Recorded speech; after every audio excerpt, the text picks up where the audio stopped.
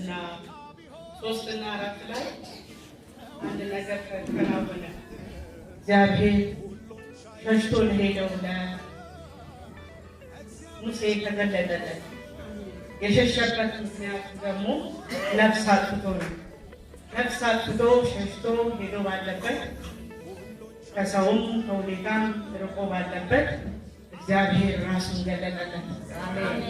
በተገለጠለት ጊዜ እልካለሁ አለ። ወዴት? ወደዛው ሕዝብ መልሼ እልካለሁ።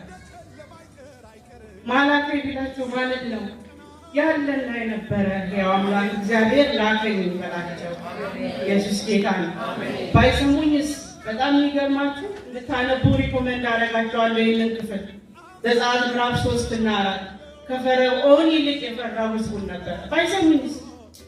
ምክንያቱም መጽሐፍ ቅዱስ ሲናገር ከነገር ጅማሬ ፍጻሜ ይሻላል ይላል። የሙሴ ፍጻሜ ደግሞ የጥፋት ፍጻሜ ነው። የነፍሰ ገዳይነት ፍጻሜ ነው። ግብፅ ላይ ያለው ፍጻሜ ይሄ ነው። ስለዚህ ምን አይናለው? ምን አቅም አለው? ምን ድፍረት አለው? ወደዛ ሕዝብ ተመልሶ ይሄድ? በጣም ተከራከረው በእግዚአብሔር ቃል። እኔ አፍትብ ነኝ፣ ንግግርም አልችልም፣ ድፍረትም የለኝም። ከዚህ በኋላ እኔ አቅም ሆናለሁ አለ። ኢየሱስ ጌታ ነው። እንደዛም ተብሎ ግን ይከራከር ነበር። እሺ በቃ አፍ እንዲሆን አሮን እንሰጥሃለሁ። አሮን ይናገራል። አንተ ሀሳብ ታፈልጋለህ፣ አሮን ይናገራል። አሮን አፍ ይሆንልሃል።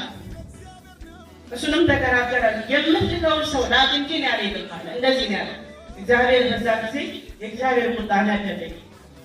ተነስተኝ በቃ ቅርብ ከሆነ መሄድ የግድ ከሆነ መቀጠል የግድ ከሆነ ኢየሱስ ጌታ ነው። ወደ ሚስቱ አባት ገባ፣ ወደ ዮቶር ገባና በቃ እግዚአብሔር ጨክነዋል፣ እግዚአብሔር ቆርጧል። የኔ መጨረሻ ማያምር ቢሆንም ህዝቡ አእምሮ ውስጥ ህዝቡ ሚሞሪ ውስጥ ያለው ሌላ ቢሆንም የተቀበለኝ እግዚአብሔር እንደገና አስቀጥሎኛልና ሄዳለሁ አለ። ኢየሱስ ያድናል። እግዚአብሔር ያስቀጥላል። እግዚአብሔር ያስቀጥላል። እኔም ሰው አንድ ሰው የለም። ኢየሱስ ጌታ ነው። የቀረባችሁኝን አመሰግናለሁ። የራቃችሁኝን አመሰግናለሁ። ጊዜ የሰጣችሁኝን አመሰግናለሁ። ለእኔ ጊዜ ያጣችሁትንም አመሰግናለሁ። የወደዳችሁኝን ሪጀክት ያደረጋችሁኝንም ሁላችሁንም አመሰግናለሁ። ከልቤ ነው ብለው በእውነት ምክንያቱም በሁላችሁም እግዚአብሔር ነው ያለው። እግዚአብሔር ነው ምህረቱን አይቻለሁ፣ ራእይን አይቻለሁ፣ ጥበቃውን አይቻለሁ።